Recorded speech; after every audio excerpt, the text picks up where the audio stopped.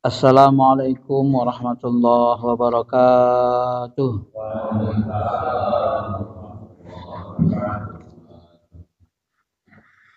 Alhamdulillahirabbil alamin. Alhamdulillahilladzi 'allamal insan ma lam ya'lam.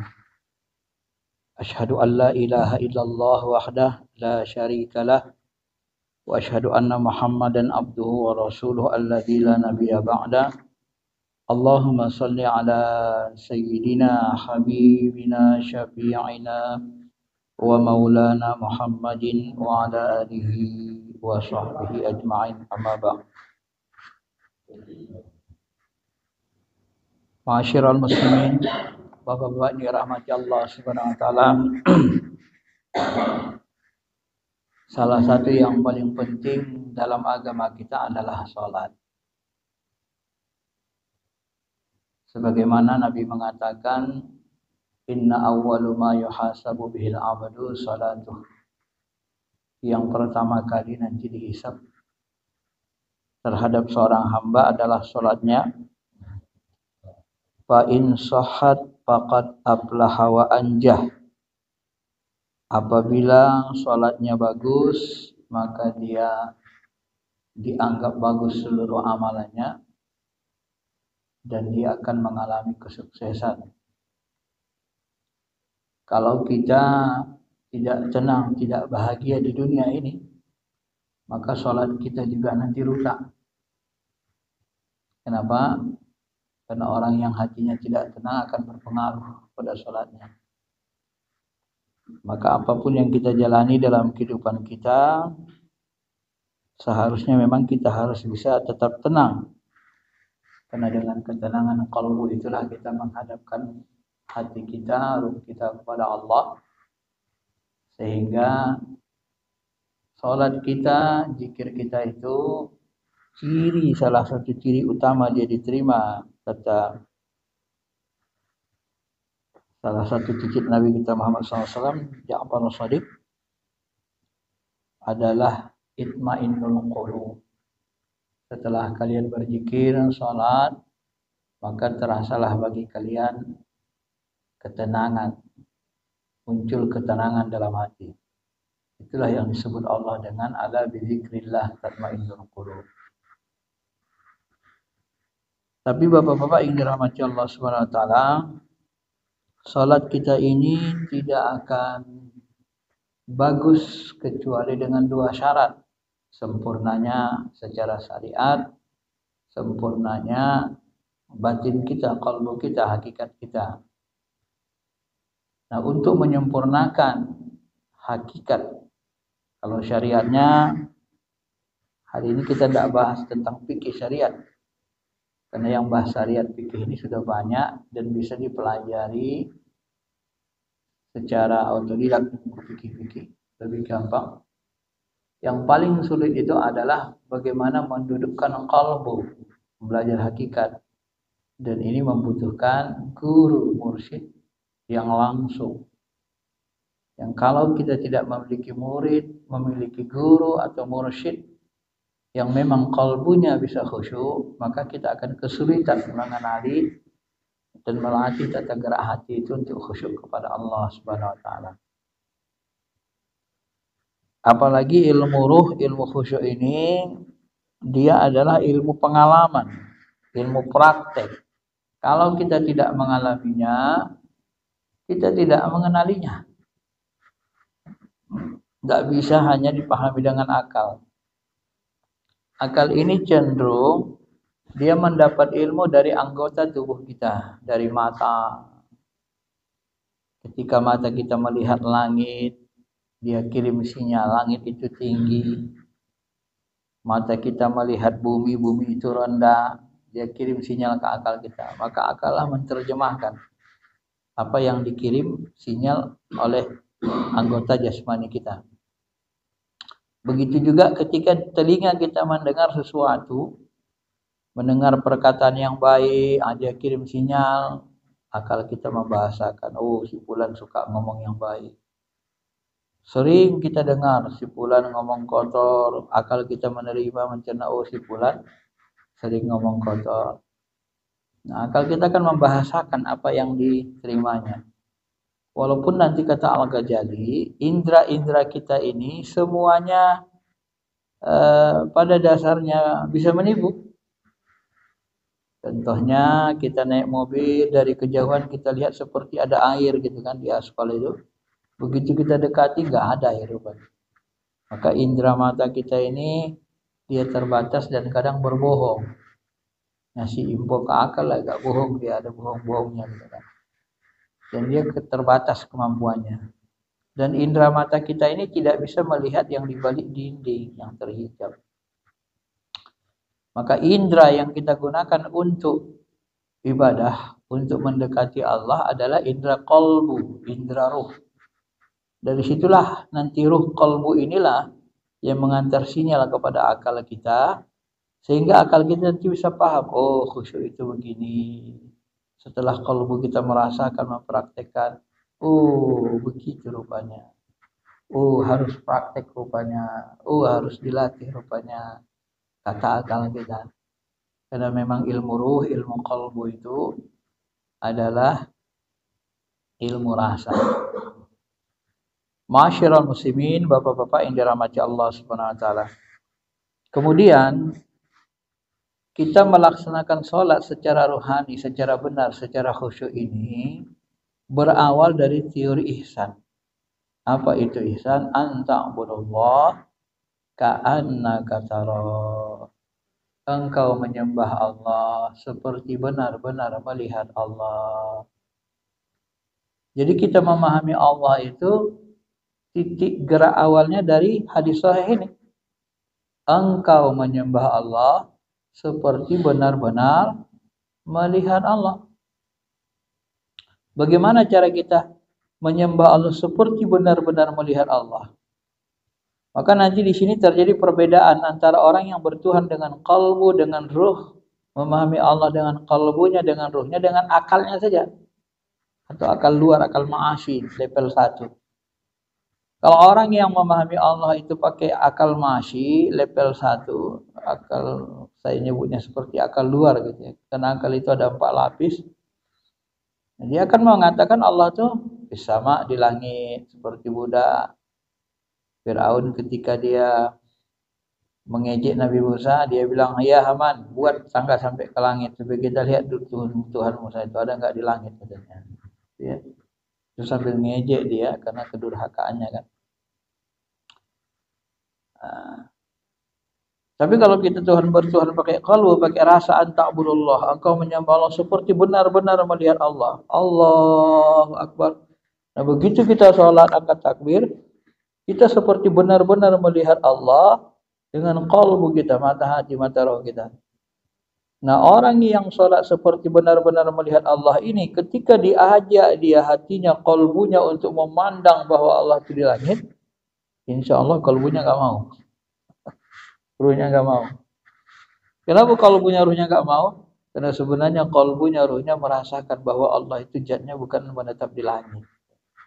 Karena qalbu itu, ruh itu paling dekat dengan Allah, dia paham, dia mengerti.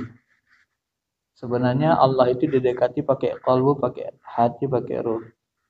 Dan kecepatan hati dan ruh itu lebih cepat dari kecepatan cahaya.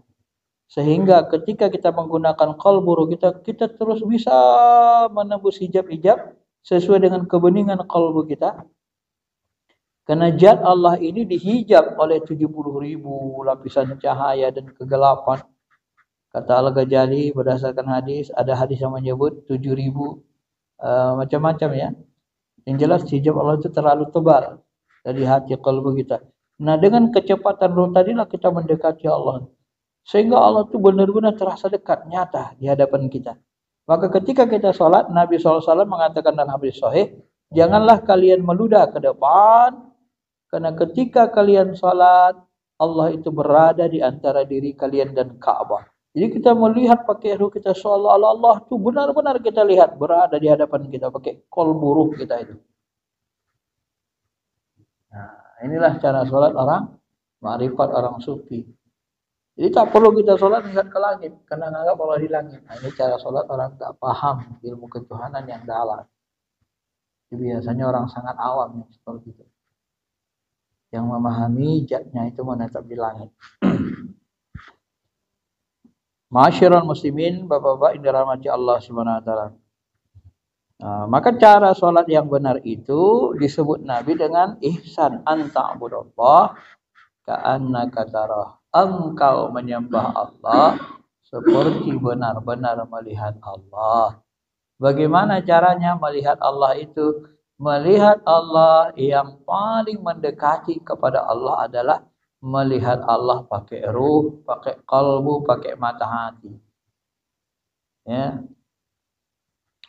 Kalau Syekh Abdul Qadir Jilani mengatakan, ketika kita sholat Allahu Akbar, imam kita memang manusia di depan jasad. Tetapi secara rohani, imam kita bukan manusia yang di depan. Secara rohani, imam kita adalah rasa rindu yang ada di fuad, mata hati kita. Ada rasa rindu ke Allah. Allah, kita merasakan, betul-betul kita merasakan seperti melihatnya dengan rasa rindu.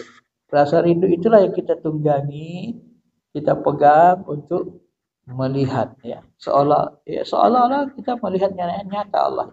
Sangat nyata. Maka dia sebutlah dia huwa zahir wal batin. Allah itu nyata. Nyata dalam pandangan mata hati, batin dalam pandangan mata kepala. Nah, maka jangan pernah kita berpikir bahwasanya Allah itu dia bertempat.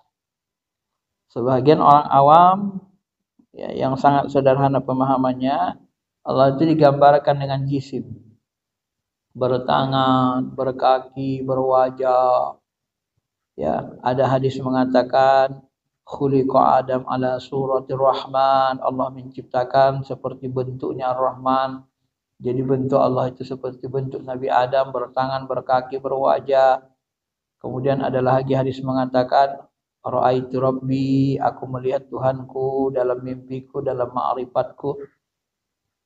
Allah itu seperti pemuda yang sangat tampan, pemuda amrad yang berambut keriting sangat tampan. Maka nanti orang mujassimah dikumpul ayat-ayat hadis ini tentang Tuhan, maka tergambarlah Tuhan itu seperti pemuda yang sangat tampan, berkaki seperti Nabi Adam 60 hasta 30 meter. Kalau begitu zatnya, ini sederhana saja. Kalaulah begitu zatnya, apalah susahnya Allah tadi? Begitu kita sholat ditampakkannya begitu depan kita. Kan bisa kan? Kalau memang begitu zatnya. Sederhananya. Ya. Tampakkannya langsung depan diri kita.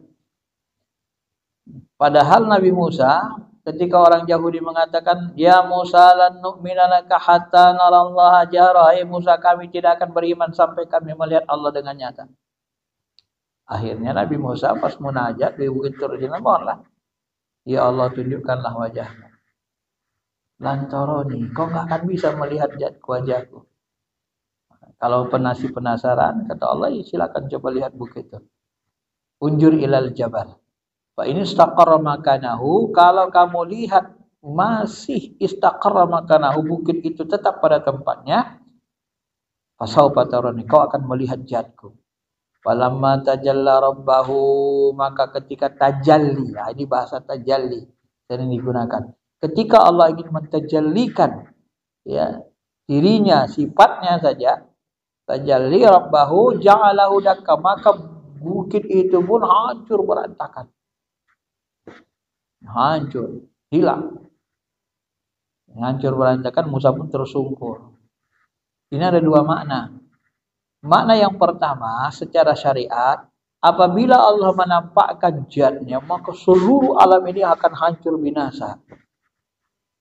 Allah itu, kata Nabi dalam hadis sahih, dihijab oleh cahaya. Ketika Abu Dzar bertanya, "Ya Rasul, apakah engkau melihat Tuhanmu waktu Isra Mi'raj?" Kata Nabi SAW, "Nur." Aku melihat cahaya. Annahu apa kata Nabi, ra'aitu nur, aku melihat cahaya. Jadi dihijab cahaya. Dalam hadis yang lain, lau kasyafa, sekiranya Allah membuka hijab cahayanya itu seperti bukit tadi, lah tarakat, akan hancur semua yang terus memandang nur zatnya itu hancur, binasa. Nah, secara syariat ulama tafsir mengatakan mungkin itu benar-benar hancur baru melihat nur zatnya. Nah, jadi kalau kita pahamilah seperti ini Allah Ta'ala itu, ya, berdasarkan ayat-ayat surah ini, bagaimana mungkin kita berani menggambarkan zat Allah itu seperti pemuda? Apakah pemuda yang kecil begitu bisa menghancurkan segalanya? Kan agak sulit diterima secara akal. Maka setiap segala sesuatu yang disentuhkan kepada zat Allah itu sebenarnya adalah metafora, kiasan. Kenapa dipahami metafora? Karena ayatnya mutasyabihat. Maka kita harus paham mutasyabihat itu apa, Ustaz? Mutasyabihat itu ayat-ayat yang ketika Allah mengatakan sesuatu maknanya berbeda dengan yang dimaksudkan. Nah, itulah kata mutasyabihat. Nah, tetapi orang mujassimah yang menjisimkan Tuhan, mereka berpegang kepada makna ayat mutasyabih ini makna jahir. Ya, sudah tahu mutasyabihat masih megang makna jahir, ya terserah. Mutasyabihat itu kan lapasnya tidak seperti yang dimaksudkan. Itu definisi mutasyabihat. Nah, ketika orang-orang mujassimah ini memegang makna jahir ayat mutasyabihat, ya terjerambablah mereka. Maka di dalam ilmu tarekat, ilmu ketuhanan yang dalam, ketika Nabi mengatakan ra'aitu rabbi, aku melihat Tuhanku dalam bentuk syabun amrat, pemuda yang sangat tampan, pemuda yang berambut keriting merah, ya, sangat tampan. Maksudnya apa? Syekh Abdul Qadir Jilani mentakwilnya. Itu adalah tiplul ma'ani. Tiplul ma'ani itu apa? Tiplul ma'ani itu kalau dibahasakan dengan bahasa tarekat itu adalah apa namanya? Kalau orang Jawa membuat istilah diri sebenar diri. Tiplul ma'ani itu bahasa hakikatnya adalah ruh kudusi. Ruh yang ada dalam diri kita yang paling dekat diciptakan Allah. Wa ayyadnahu biruhil qudusi. Kami perkuat engkau dengan ruh yang suci. Ruh kudusi, ruh kita, ruh. Kalau bahasa lainnya, ruh tempat tajallinya sifat Allah pada diri kita. Karena bahagian dari diri kita ini, ruh kudusi ini termasuk bahagian dari sifat Allah. Sifat itu tidak terpisah dari zat, dan sifat Allah itulah yang paling dekat dengan zat. Maka siapa yang sampai makomnya kepada mengenali diri sebenar diri, mengenal ruh kudusi, maka dia pasti akan nanti diizinkan memandang Allah di akhirat. Karena yang bisa membawa kita untuk memandang Allah, zatnya di akhirat adalah ruh kudusi. Nah, ini ilmunya. Ya. Maka kita salat itu yang kita pandang apa? Ruh itu saja. Kita rasakan ruh kita itu. Di balik ruh kita itu ada dia yang menciptakan. Itu sifat.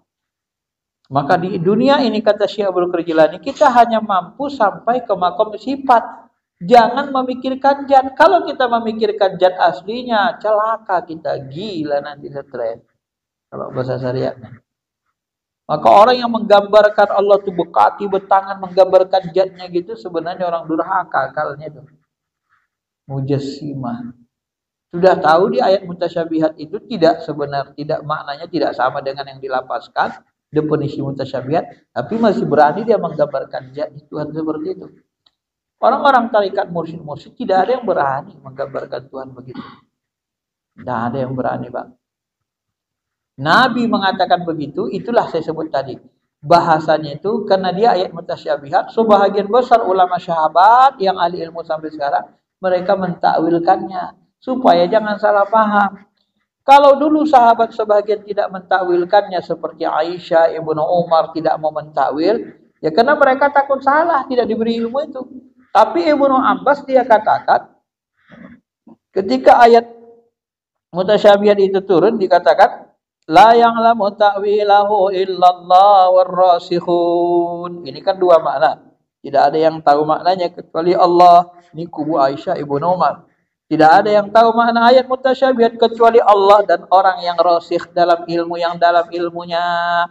Lalu Ibnu Abbas mengatakan, ana qasirul ilmi alladzina ya ya'lamunal mutasyabihat. Aku adalah salah satu orang yang rasyih dalam ilmu yang diajari Allah makna mutasyabihat, takwil-takwilnya.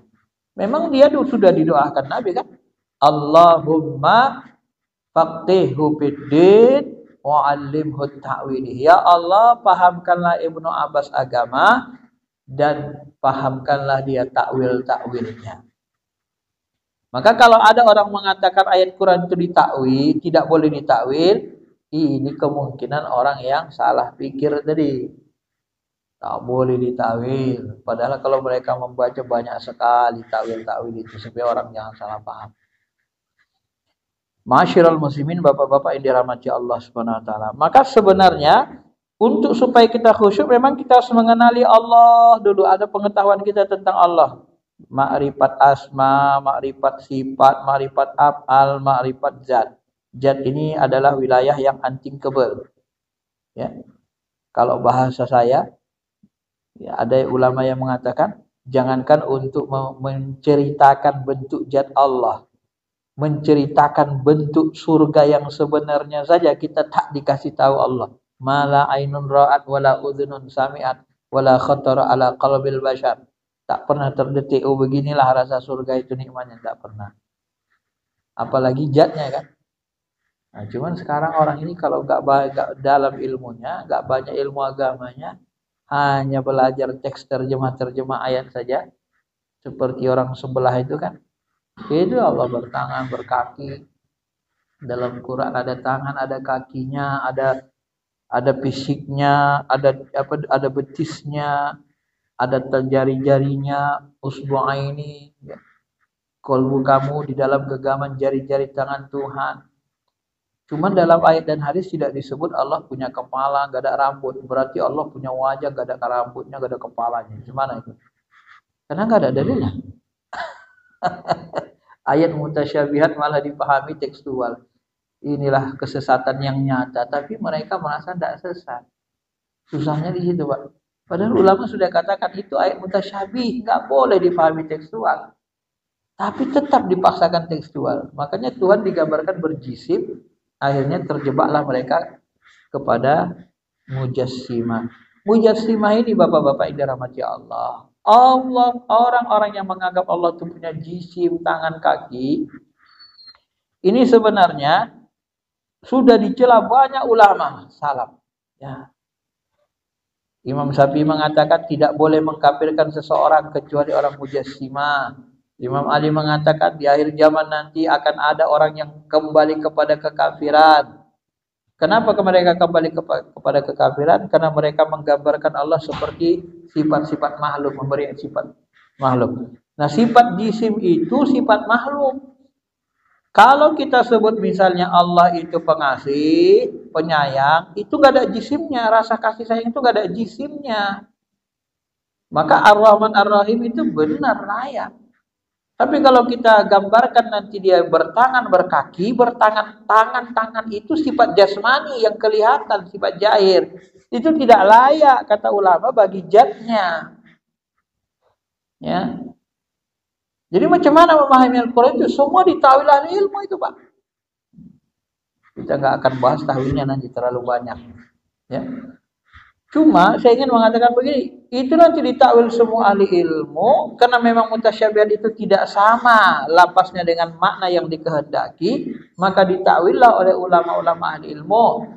Pemuda yang sangat tampan itu ditakwil dengan Ruhul Qudusi, ruh yang suci. Yang dilihat Nabi itu diri sebenar diri oleh Syekh Abdul Jilani. Tangan Allah itu di atas tangan mereka ditakwil Ibnu Abbas, saubun, pahala, balasan, karunia Allah lebih utama di atas pemberian orang kafir, pendapatan dan seterusnya. Ya, wajah Allah itu ditakwil oleh Ibnu Abbas dengan ridho Allah, ya batahuna. Kalau bahasa Al-Qur'an kan ada kan? La yud'imukum jaza' wala syukura. Innama nud'imukum liwajhillah. Kami memberi kamu makan minum bukan untuk Tidak ingin bersyukur, tak ingin kalian memuji kami, bersyukur kepada kami. Innama nud'imukum liwajhillah. Sesungguhnya kami memberi makan kalian liwajhillah, untuk mengharapkan wajah Allah. Maksudnya apa? Untuk mengharapkan ridha Allah. Walaupun ada hadis mengatakan yang paling nikmat nanti adalah seperti doa Nabi, ya Allah izinkanlah aku memandang wajah-Mu. Jadi kenikmatan memandang wajah Allah itu bisa dipahami memandang zatnya. Bisa juga ditakwil sebenarnya mendapatkan keridhaan Allah yang sangat luas besar, dan itu membuat hati kita sangat lega. Wallahu sangat nikmat. Karena tidak ada yang bisa dinikmati kecuali keridhaan Allah Subhanahu wa taala. Ya. Karena kalau Allah sudah ridho, maka sudah selesailah kehidupan kita, gak ada masalah lagi, kan gitu. Bapak-bapak yang dirahmati Allah Subhanahu wa taala. Nah, jadi kita ketika sholat, anta'budullah ka'annaka tarah, engkau beribadah seperti benar-benar melihat Allah. Jadi apa yang kau lihat di dunia ini yang bisa kita lihat sampai ke makom sifat, ke makom nurjat. Karena Allah itu dihijab oleh cahaya. Maka yang paling sanggup kita nanti mencapainya di sana pakai mata hati kita. Ya. Seperti yang dikatakan riwayat Abu Jar tadi, seperti dikatakan Syaikh Al-Jilani. Maka kita memandang saja, pandang. Astagfirullah. Pandang Allah itu dengan hati kita, qalbu kita. Memandangnya gimana? Ya pandang, rasakan dengan ruh, dengan rasa kita itu. Ruh dan rasa kita lah yang mandang, Pak. Nah, akal kita standby. Akal kita jangan kasih narik-narik hati kita. Maka kita khusyuk. Nikmat ya. Nah, inilah yang dilatih. Kalau nggak ada mursyidnya, susah kita ngelatihnya. Maka nanti kita coba latih beberapa orang. Karena ngelatihin juga capek juga sebenarnya kalau beberapa orang nanti yang bisa nanti kita latih. Nah, itu kan nikmat. Kalau ada gurunya luar biasa. Maka khusyuk ini harus dipraktekkan, dirasakan langsung. Kayak makan durian. Kalau nggak dimakan, dirasa, nggak tahu kita enak dia kan. Kita bilang orang Amerika, ini enak kali durian nih katanya. Tengoknya ada durinya gitu, takut dia. Gitu dimakannya, ya mudah-mudahan lidahnya bagus. Wah, nggak pernah aku makan buah-buahan sena ini katanya pula. Ya.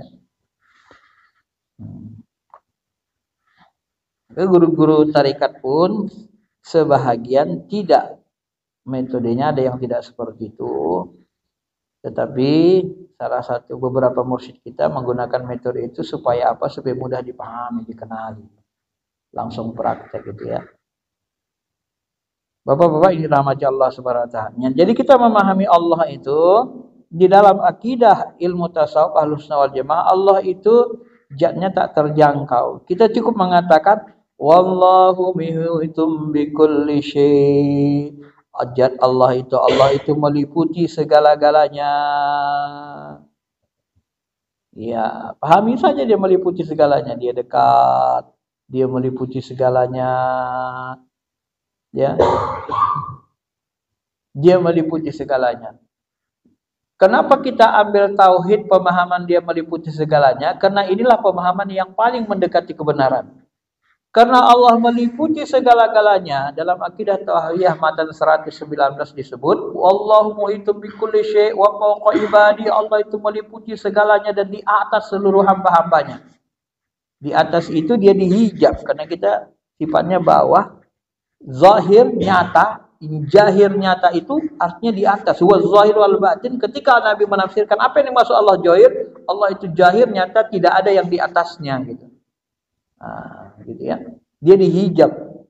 Dia dekat tidak bersentuhan, jauh tidak berjarak. Ya namanya tak terjangkau akal. Sang Maha segalanya. Kedekatannya itu pun tak bisa kita pahami secara pasti. Bagaimana bentuknya? Tapi kita hanya bisa mendekatinya dengan rasa qalbu kita. Maka Allah itu meliputi segala-galanya. Karena dia meliputi segala-galanya bisa bertajalli. Nah, ini bahasa Qur'annya. Kalau bahasa tasawufnya bertahwil. Allah itu nanti bisa bertajalli di Bukit Turzina serentak. Kalau masih ada nabi dan rasul di pulau lain, serentak bisa bertahwil di segala tempat.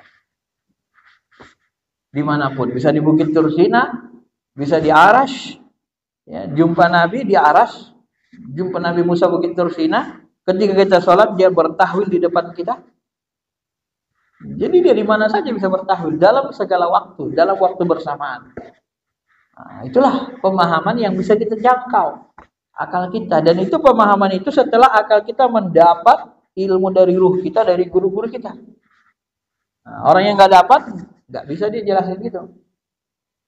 Lain nanti, maka dianggap Allah di langit. Kalau di langit bertempat, mengecil, ya namanya udah bertempat di langit. Tapi kalau kita katakan dia meliputi segala-galanya, memang dia segala-galanya. Dia bisa bertahwil di mana saja. Dia bisa bertahwil turun rahmatnya, ya, malaikat rahmatnya sepertiga malam terakhir. Bisa bertahwil di Bukit Tursina, di mana saja dia suka, ala ma yasha. Karena dia meliputi segala-galanya.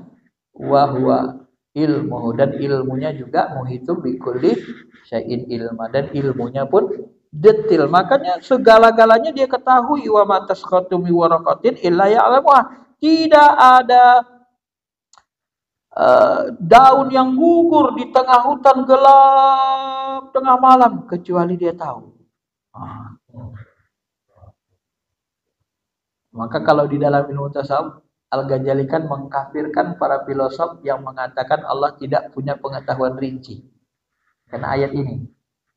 Nah, karena para filosof itu ngomong gini, Allah itu berada di luar alam. Ya. Para filosof kan masih mencari Tuhan pakai akal. Lalu kata orang tasawuf, kalau di luar alam berarti masih bertempat dong. Di mana tempatnya? Di luar alam. Nah, akidah tingginya kan. Akidah awamnya Allah itu tempatnya di langit. Nah, ini awam. Oh enggak, Allah itu kalau bertempat di dalam ruang dan waktu, dia akan mengalami perubahan. Semua makhluk yang berada dalam ruang waktu mengalami perubahan. Rusak, binasa, besar, kecil. Nah, kalau begitu kata filsuf, makanya Allah itu berada di luar ruang dan waktu. Karena kalau berada di dalam, dia hancur, dia mengalami perubahan. Coba perhatikan di alam semesta ini, yang berada di dalam ruang dan waktu, ada nggak yang berubah? Semuanya berubah. Ada yang mengalami perubahan, semuanya mengalami perubahan. Karena dia termakan ruang dan waktu. Tergerus namanya. Ya. Kalau gitu Allah berada di luar alam dong, kata filsafat. Kata ulama tasawuf, kalau berada di luar alam, berarti masih bertempat. Maka yang paling tepat mendekati akidah ahli ma'rifat adalah seperti akidah tauhidiyah. Allah itu meliputi segala-galanya, meliputi ruang dan waktu. Nah, kalau bahasa Tuhan saya, kita itu bertempat di Allah. Maksudnya apa? Kita diliputinya. Walladzi nafsi biyadi, demi jiwaku yang berada dalam liputan genggamannya. Itu bahasa. Tadi Nabi ngomong itu kan. Walladzi nafsi biyadi. Makanya kita ini nggak bisa jauh dari Allah. Dekat terus. Cuman kita yang merasa jauh, hilang Allah dari diri kita kan. Maka dalam akidah orang awam, kalau kita mau kerja, ya hadirkan Allah. Maksudnya rasakan kehadirannya gitu. Supaya terasa dekat dia gitu. Maksudnya begitu. Tapi kalau nanti sudah tinggi, kita tidak lagi menghadirkan Allah. Kenapa? Kita ngerasa diri kita ini sudah dikuasai Allah. Merasa bersama Allah. Nah, itulah namanya makom ma'iyah. Nah, makom ma'iyah itu kita merasa terus. Badan kita ini seluruhnya bersama, disertai oleh Allah. Maka setiap orang itu nanti sebenarnya dalam tasawuf akidahnya itu ya bertingkat-tingkat imannya, dan itu benar, setiap orang benar di dalam makomnya masing-masing. Nggak bisa dipaksa. Ada makom apa namanya lataif, setelah lataif ada makom kullu jasad, seluruh jasadnya berzikir ingat Allah. Ada makom wukuf, berhenti hatinya kecuali hanya menghadap Allah. Ada makom hadiah, ya dia merasa seperti badannya di seluruhnya ini menyatu sama Allah, tapi tak bisa sebutkan. Nah, ini saya sebut satu rahasianya. Kenapa Nabi Isa itu disembah orang? Hari Natal nih kan. Ini adalah kesalahan, kesesatan. Nabi Isa itu disembah orang karena sebahagian orang itu melihat tajallinya Allah di diri Nabi Isa, sifat Allah itu. Kenapa? Ketika Nabi Isa itu menghidupkan manusia, itu bukan diri Nabi Isa. Itu Allah yang menghidupkan. Karena nggak ada makhluk ini, nggak ada yang sanggup hidup matikan manusia. Yang menghidup matikan makhluk itu hanya Allah. Maka ketika Nabi Isa itu menghidupkan orang mati, itu yang terlihat sifat Allah, tajalli sifat Allah di diri Nabi Isa itu. Maka orang yang tidak benar akidahnya, dia sembah nanti Nabi Isa. Disitulah dia rusaknya. Termasuk orang-orang tasawuf tarikat, kalau dia salah memahami, nanti dia nyembah gurunya, tak boleh. Memang gurunya itu tempat tajalli, tajallinya Nabi, sifat Nabi, tajallinya sifat Allah ya pada guru. Pada guru. Jadi kalau dia tersesat nanti nyembah. Maka ada nggak orang tarikat nyembah guru? Ada. Tarikat yang tersesat dia. Namanya gagal produk. Ada juga satu dua kan. Tapi guru, seluruh guru tarikat mengajari kita tak boleh menyembah guru.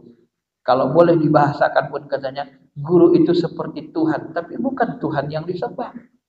Yang disembah ada itu adalah Tuhan, Tuhannya guru. Bukan gurunya.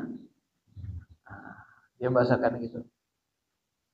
Bahasa lain yang lebih agak sedikit lagi menggelitik, Allah itu punya tangan, tetapi tidak bertangan. Allah itu punya kaki, tapi tak berkaki. Maksudnya apa? Tangan kita ini punya Allah. Tangan-tangan semua makhluk ini Allah yang punya. Mau digerakkannya tangan kita ini, menghancurkan bumi, menghancurkan langit, bisa aja. Maka ketika Allah mengatakan, aku jadikan dia tanganku, bukan dengan tangan zatnya, dia kendalikan tangan makhluknya untuk nah, yang itu yang bisa kita pahami, karena zatnya itu tidak terjangkau. Ya. Zatnya itu tidak terjangkau. Kenapa Allah menyebut istilah tangan kaki? Itu sebenarnya untuk bahasa akal. Sebab kalau kita katakan, kalau Allah mengatakan, ku jadikan Adam, gimana cara menjadikannya? Akal kan bertanya. Tapi ku jadikan Adam dengan tanganku, akal berapa? Iya, dengan tanganku. Tapi Allah itu tidak bertangan seperti makhluk begitu. Kalau bahasa saya sebenarnya Allah itu buat istilah tangan kaki itu karena ayat mutasyabihat. Itu adalah bahasa bumi. Sebab akal kita lebih enak mencernanya lah begitu kan. Tapi kita tidak boleh terjemah, menjisimkan dia gitu, menjisimkan zatnya. Nah, itu hanya memudahkan akal kita paham. Karena bahasa bumi dengan bahasa zat itu beda. Maka nanti yang terakhir saya jelasin, ini mengenal Allah kita supaya bisa usul. Maka nanti bapak-bapak yang dirahmati Allah, firman zat itu pun nanti gak ada suaranya, gitu kan. Ketika Allah bicara berkalam-kalam, apakah kalam zat itu ada suaranya seperti saya ini? Ya gak mungkin. Kalau ada suaranya seperti saya ini, berarti Allah itu punya gendang suara. Iya kan? Karena suara saya ini keluar dari gendang suara. Jadi bagaimana kita bisa paham kalau gak ada suaranya? Nah, itu makanya butuh kata Ibnu Arabi, butuh mutarjim, butuh rasul. Mutarjim itulah nanti yang disebut dengan pena. Pena itulah yang memahami firman zat, dituliskannya lah firman zat itu dengan huruf bahasa manusia. Kenapa dikonversi ke bahasa manusia, bahasa Arab, supaya bisa dipahami manusia. Kalau tidak dikonversi ke dalam bahasa Arab, firman zat itu tak bisa kita pahami. Tak semua orang bisa memahaminya. Benar? Nah, itu perlu ada rasul, ada kolam pena. Nah, ini ilmunya sebenarnya agak tinggi kan? Ya. Makanya kalau nggak belajar tasawuf dengan baik, dengan benar ini, ya nanti terjebak gitu. Mujassimah seperti tadi. Sederhana akalnya, sederhana ilmunya, tapi merasa sangat ahli dalam memahami Allah. Padahal kalau kita kaji, sebenarnya mereka itu sangat-sangat tidak mengenali Allah, sangat awam. Sehingga mereka pun tidak bisa khusyuk untuk memandang Allah itu dengan mata hatinya, memandang nur zatnya. Maka inilah yang bisa kita sampaikan Bapak-bapak yang dirahmati Allah. Maka ketika kita sholat, kita hanya gunakan ruh rasa. Rasakan saja. Harus pandang ke ruang kosong ini, pandang gitu, rasakan. Di balik segala sesuatu itu ada Dia yang tak berbentuk, tak berupa, tak terjangkau oleh akal, tetapi kita mendekatinya lewat sifatnya. Salah satu sifatnya yang Dia hujamkan ke dalam diri kita adalah Ruh Kudusi. Wa nafakhtu fihi min ruhi, aku tiupkan dari ruhku. Ruhku itulah yang paling dekat dengan zatnya. Ruh Kudusi itulah yang paling dekat dengan zatnya. Itulah tempat tajalli sifatnya pada diri kita. Itulah yang disebut Tiplul Ma'ani. Itulah yang disebut Nabi. Aku melihat Tuhanku dalam bentuk pemuda yang sangat tampan. Maka itulah yang kita kenali. Tugas kita sampai sana. Dengan itulah kita khusyuk salatnya, ibadahnya. Oke, sampai situ teorinya. Sekarang kita prakteknya ya.